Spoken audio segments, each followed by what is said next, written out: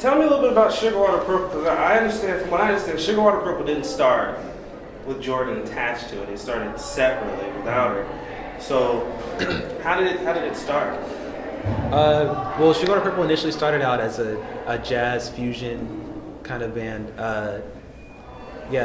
It was an instrumental, and it was me and Dave, and Matt, our drummer, and Mike, and then John, our guitar player. And then we did some shows, some jazz shows. And then one day, I think Dave came to me and was like, we need to have a singer. And so we got Jasmine, and she did a couple of covers with us, and she really liked it. So we just kind of took off from there. Just kept her on board. That's pretty cool. Yeah. So how beneficial would you say Jasmine was to the band when she jumped on board, beneficial-wise? I think that totally changed our sound. And I mean, like Josh said, we were a jazz fusion group, playing stuff like Chick Corea and, like totally different artists than what we aspire to be like right now. And I think, Jasmine coming on board, it just changed the vibe of the band. It changed the sound that we have, and it kind of just pointed us in a completely different direction. So out of the songs that you guys are going to be performing tonight, what song do you think is like your number one song? I mean, I've listened to the album myself personally, and I think the entire album pretty much covers it all. So it hits every emotion, from relationships to makeups to breakups to moving on with life. So out of the songs that you're going to be singing tonight, what songs do you feel would touch the crowd or be beneficial to the crowd? I think our two strongest ones is between "Show You Love" and "Bring Change." "Show You Love" is just the love song hit on the album that a lot of our schools really love. And "Bring Change" is our new single. That's actually not on the album, but we'll have it available for a free download. That one I think is the most catchy as far as social justice issues and stuff like that. But I think definitely "Show You Love." People know that one the most, and they'll probably be singing that with us or something. That's what, do you have anything? I think that's it. I think you said it. The red's for the blood, the black's for the skin, the green's for the fertile lands of my origin. Come on.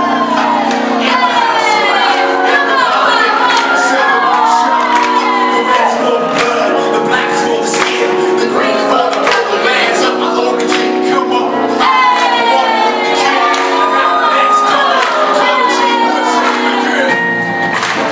Good evening, ladies and gentlemen. We are Sugar Water Purple, and it's such a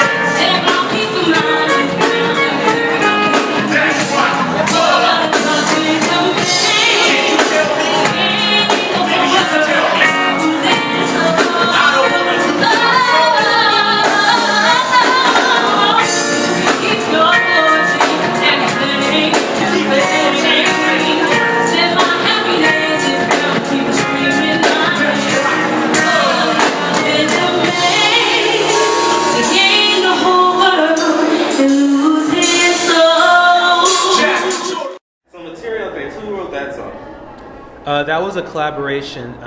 Our conga player, Isaac Jakeda Drumgool, an MC, he wrote the rap verses to that, and I had written the hook that Jasmine sings.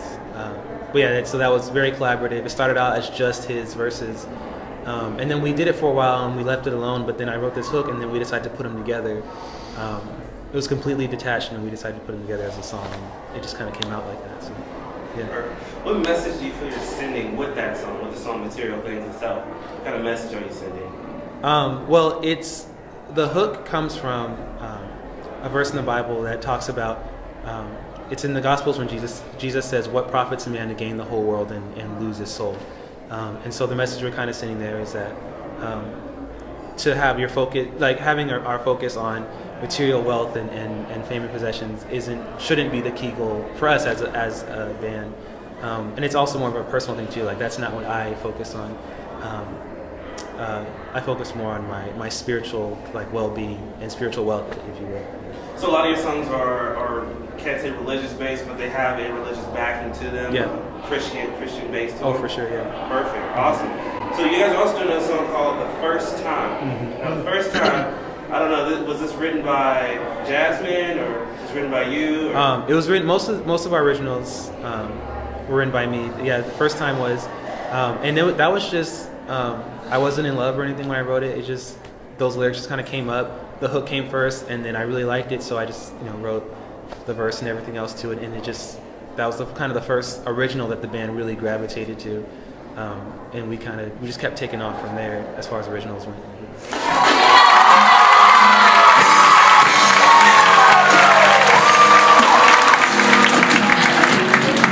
You got me so high, I'll never come back down.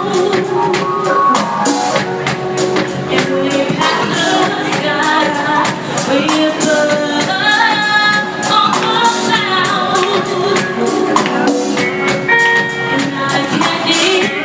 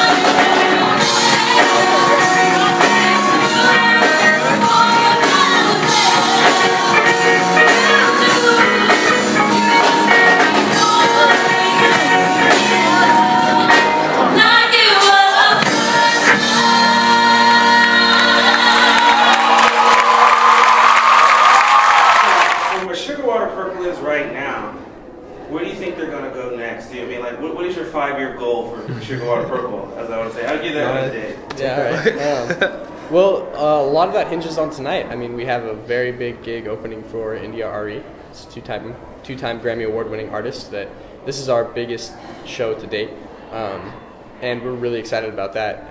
We've been getting a lot of good responses so far, and even India.Arie came up and complimented Jasmine and the whole band.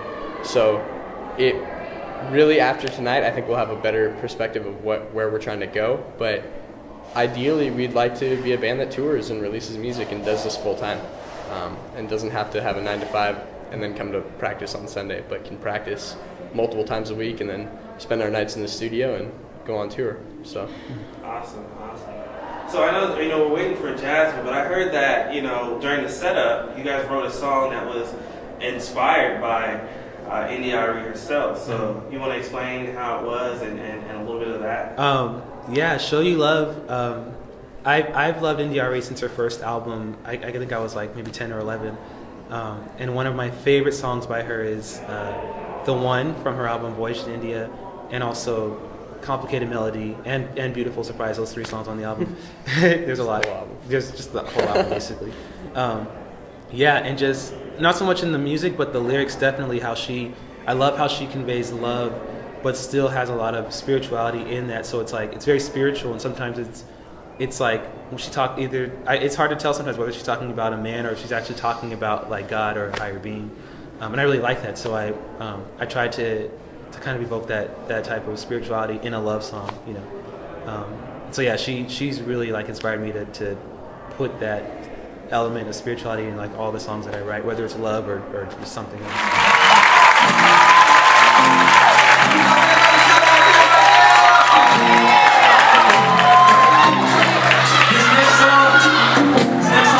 Show Me Love, very much inspired by India.Arie, so I hope you guys like this.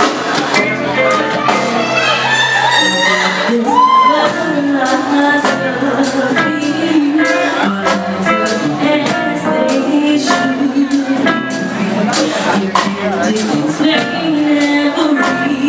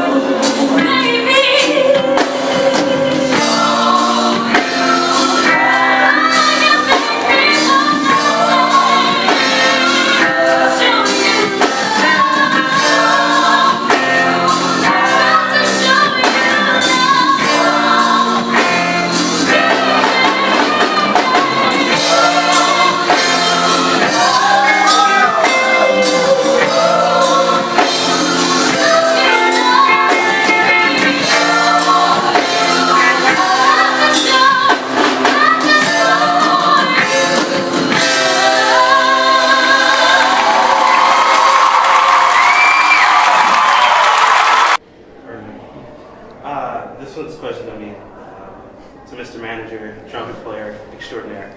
Yeah. So I understand, and I could see just from following you around and doing a couple of these recordings that you're very dedicated to the band. And I know that you put a lot of your time, your effort into this band. When you started out, you were originally just a trumpet player, okay? And then, you know, came down the road, you're like, well, I could be your manager kind of deal, right? You know? So explain the steps, how that worked out. I know you're a band member, and then how did you go from there? Well, once we decided that after a couple practices that we want to try actually playing some performances, I'm actually close to being finished studying music management at the university, so that was just a natural thing for me. I was in a funk band prior to that where I handled all the bookings, handled all the band money, everything like that, and I really enjoyed it. So when we decided that we wanted to play gigs as a band, I was like, well, why, I could handle that, and I would really like to, and gives me some more experience. And since then, over 3 years, I've grown like substantially, really. I mean, this has been the best experience I've gotten, you know, even more than the classroom experience that I have. Just definitely, yeah. Okay, so out of the 3 years, you know, you've been manager for this band, what would you say it was one of the hardest gigs you had to put together, or one of the hardest shows you had to accomplish? Tracy. Now, I could say, from my experience with you, it probably would have been the CD release, but from your perspective, what would that be? Well, the CD release actually, though it looked like a big production, was actually fairly simple to put together, and that's because I've had 2.5 years before that to kind of have experience setting up gigs, and I also work with the crew. When I'm not working with Sugarwater Purple, I work with the crew that actually puts on this show and other big name shows. So I'd like gained quite a bit of experience. But before that, we played a gig out in Tracy, and it was just like we were playing for a dinner party for a little dance thing, and they booked us for 3 hours, which is a lot of time that we thought we could do, but we really only had about 50 minutes worth of music. So we got to the gig and we played all of our songs, and then we realized we had 2 hours plus still to play. And that's kind of when everyone's true colors in the band came out, and we had some tense moments. We had to, you know, step outside, and we were kind of arguing with each other and really like, okay, well, we look like idiots now. How are we going to fill up 2 hours plus with music that we don't have? But we pulled it off, and the best part about it is that the people dancing and having a good time didn't even notice. In fact, they like wanted our CDs afterwards. So that was one of my like proudest moments for the band, and one of the most stressful moments as a manager, because I mean, Josh had to lead from the music side, but I also had to try and keep everyone's heads cool. So that kind of was a super team effort. That was a crazy night.